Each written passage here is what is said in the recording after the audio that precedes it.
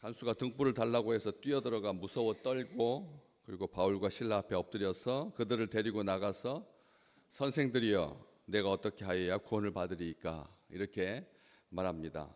그가 죄수들을 다루는, 죄수들을 그렇게 감시하는 그런 감시자였는데, 자기는 바깥에 있고 자기는 자유롭고 죄수들은 갇혀 있고, 죄수들이 그렇게 갇힌 자들이었는데, 간수는 어떻게 해야 내가 구원을 받을 수 있겠습니까? 이렇게 말을 한다는 것이죠. 우리가 상황이, 우리가 객관적으로 봤을 때 어떤 사람은 갇힌 것 같고 어떤 사람은 자유케 된 것 같고, 그런데도 불구하고 자유케 된 자들은 오히려 어떻게 구원을 받을까 그렇게 갈망하고 갈구하고, 갇혀있던 죄수들은 하나님 앞에서 마음이 열려서, 옥문이 열려서, 하늘이 열려서 하나님께 찬송하고 기도하는 것을 듣고 경청하고, 그러니까 이게 겉으로 드러나는 것이 전부가 아니라는 거죠. 보이는 게 다가 아니라는 겁니다. 바깥에 자유롭게 걸어다니는 사람들이 오히려 갇혀 있고, 또 반대로 갇혀 있는 것 같은 그런 사람들이 열려 있고 그리고 개방되어 있는 것을 우리가 많이 봅니다. 우리 사람들을 대할 때 이런 시각을 가지고 봐야 된다는 거죠. 이게 낯선 두려움입니다. 간수가 가졌던 이 무서워 떨며 내가 어떻게 해야 구원을 받을 수 있겠습니까? 그렇게 했을 때 그런 낯선 두려움, 죄수들은 기회를 틈타서 옥문이 열렸을 때 이때다 싶어서 살아나올 수 있는, 그래서 평상시 같으면 이런 일이 발생하지 않았으면 결코 절망의 감옥에서 나올 수 없는 그런 사람들인데, 오히려 그 자리에 있고, 상식 바뀐 거죠. 본성을 거슬려서 알 수 없는 일들이 벌어지고 있는 겁니다. 죄수가, 특별히 바울과 실라는 다른 죄수들에 비해서 극심한 고통 중에 있는, 발가벗겨져서 수없이 맞고 깊은 옥에 갇혀서 발이 착고에 든든히 채워진 상태였는데, 잠 못 이루고 그런 상태였는데, 남 신경 쓸 겨를이 없는 사람인데 오히려 자살을 만류하잖아요. 남을 신경 쓸 겨를이 없는 그런 사람들인데, 이 간수라고 하는 직책이 원래 우리가 생각하는 것처럼 거칠고 감시하고 위압적이고 죄수들을 인간적으로 대하지 아니하고 잔인하고 교활하고,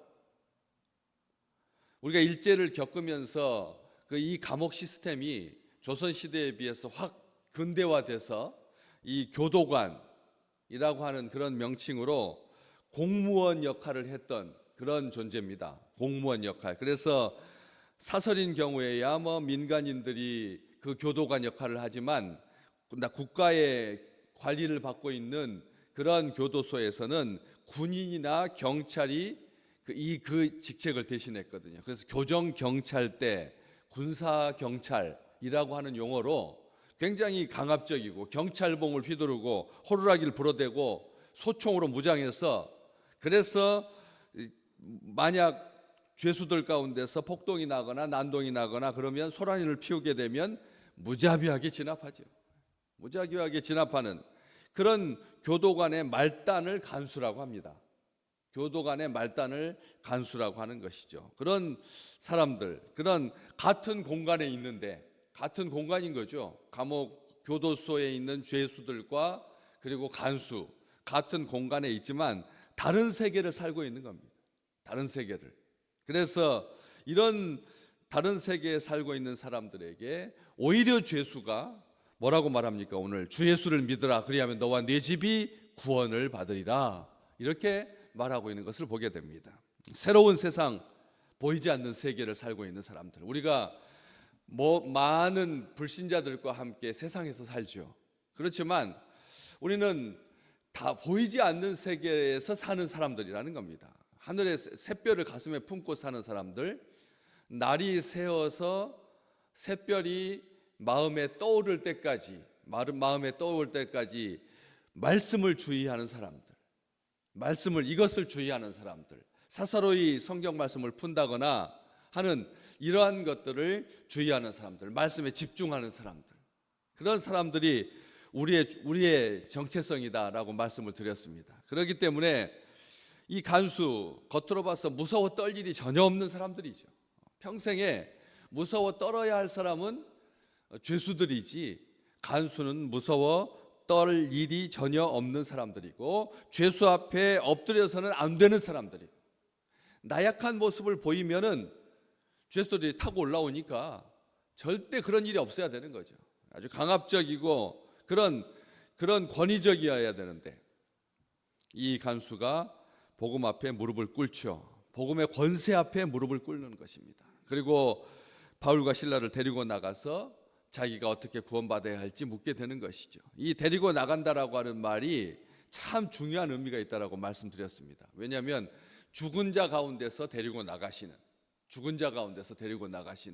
그런 이 하나님께서 간수로 하여금 바울과 실라를 데리고 나가게, 그 죽음의 자리, 처참한 자리, 비참해 보이는 자리, 그 자리에서 간수가 바울과 실라를 데리고 나간 것 같으나 그런 형식을 취했지만 정작 자기가 죽음의 구렁텅이에서 건짐을 받고 있는 것을 보게 된다는 것입니다. 하나님께서 간수로 하여금 그냥 그 자리에서 모든 것을 다 해결해도 될 텐데 왜 환경을 바꾸고 새로운 세계로 같이 나가게 만드느냐는 거죠. 하나님께서 그렇게 하신 것입니다. 그래서 데리고 나갑니다. 데리고 나가서 세상 무엇에도 물러서지 아니하는, 굴복하지 아니하는, 기웃거리지 아니하는 그런 새로운 세상인 거죠. 우리가 어떻게 해야지 구원을 받을 수 있습니까? 주 예수를 믿으면 너와 내 집이 구원을 받는다. 예수 믿으면 산다. 예수 믿으면 보인다. 예수 믿으면 새롭게 행하게 된다. 예수 믿으면 한밤중에 고통 가운데서도 자기의 뜻을 이루지 못하고 주인이신 예수 그리스도께서 명했음에도 불구하고 그 사명대로 살았는데 옥중에 갇혔을 때 불평하고 원망하지 않게 된다. 투덜대지 않게 된다는 거예요. 물러서지 않게 된다는 거죠. 기웃거리지 않게 된다는 거죠. 예수 그리스도를 믿는 믿음의 힘을 보여준 그런 사건이었던 거죠. 기도하고 하나님을 찬송한다라고 하는 것이 우리가 다른 것 물리적인 힘으로 대항할 수 없으니까 그냥 한탄조로 나온 그 자기를 읊조리는 그런 것이 아니었다라고 하는 것입니다. 두려워하지 아니하고 비굴하지 아니하고 날마다 불안과 두려움 속에 살고 있었던 정작 간수는 말단 공무원이었던, 군사 경찰이었던, 폭동을 진압하는 그런 강력한 위치에 있었음에도 불구하고 그는 날마다 불안과 두려움에 살고 있었던 것이죠. 우리가 어떻게 해야지 구원받을 수 있겠습니까? 그의 삶이, 이 갈급함이 하나님께서 들으시고 주 예수를 믿으라, 그리하면 너와 내 집이 구원을 받으리라 말씀, 주의 말씀을 이 32절 말씀에 그 사람 간수와 그 집에 있는 모든 사람에게 전할 수 있는 그런 축복의 자리로 하나님께서 데리고 나가게 해 주셨던 것을 우리가 볼 수가 있습니다. 우리는 본성을 거스르는 세대를 살아갑니다. 본성을 거스르는 세상에 우리가 살고 있는 겁니다. 우리가 살고 있는 세상은 하나님께서 다스리시는 세상입니다. 하나님의 세상이고 하나님의 공간입니다. 하나님께서 인도하시고 하나님께서 함께 하시는 자리인 것이죠. 오늘 우리는 다시 한번 이 주 예수를 믿으라, 그리하면 너와 내 집이 구원을 받으리라 라고 하는 이 놀라운 하나님의 은총 가운데 오늘 또 삽니다. 우리가 예수를 믿는다라고 하는 것이 나만 사는 것이 아니다라고 하는 것이죠. 주 집이 구원받는, 가정이 구원받는, 공동체가 구원받는 그런 놀라운 세계를 우리가 살고 있는 것입니다. 하늘이 열리고 성령이 비둘기와 같이 임하고 하나님께서 너는 내 사랑하는 아들이고 내가 기뻐하는 자다라고 하는 그 말씀, 그리고 저녁에 잠들 때 내가 주님을 기뻐하나이다, 내가 주님을 즐거워하나이다, 내가 주님과 함께 삽니다 라고 하는 그런 고백으로 오늘 또 가득하시기를 주의 이름으로 축복합니다.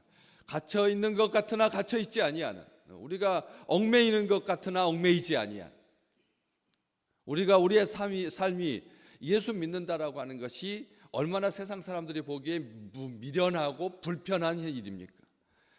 자유롭게 마음껏 모든 것을 행하면서 사는 사람들이 온전하게 자유하게 사는 것 같고, 예수 믿는 사람들은 자기 족쇄에 채여서, 자기 착고에 채여서 불편하기 그지없는, 주님께 매어 있는, 말씀에 매어 있는, 자유롭지 못한 그런 인생인 것 같아도 하나님께서 우리로 하여금 세상을 두려워하지 아니하는 온전한 자유함 가운데 우리를 두셨다는 것을 우리가 기뻐하기에 오늘 또 말씀이 우리를 주장하게 되고, 성령께서 우리의 발목만 관리하시는 것이 아니라 허리까지, 가슴까지 관리하여서 내 의지대로 못 사는 것, 내가 하나님께 묶여 있는 것, 이게 얼마나 귀한 복인지를 우리는 우리의 삶 가운데서, 오늘 우리의 행함 가운데서 우리는 드러내게 될 것입니다.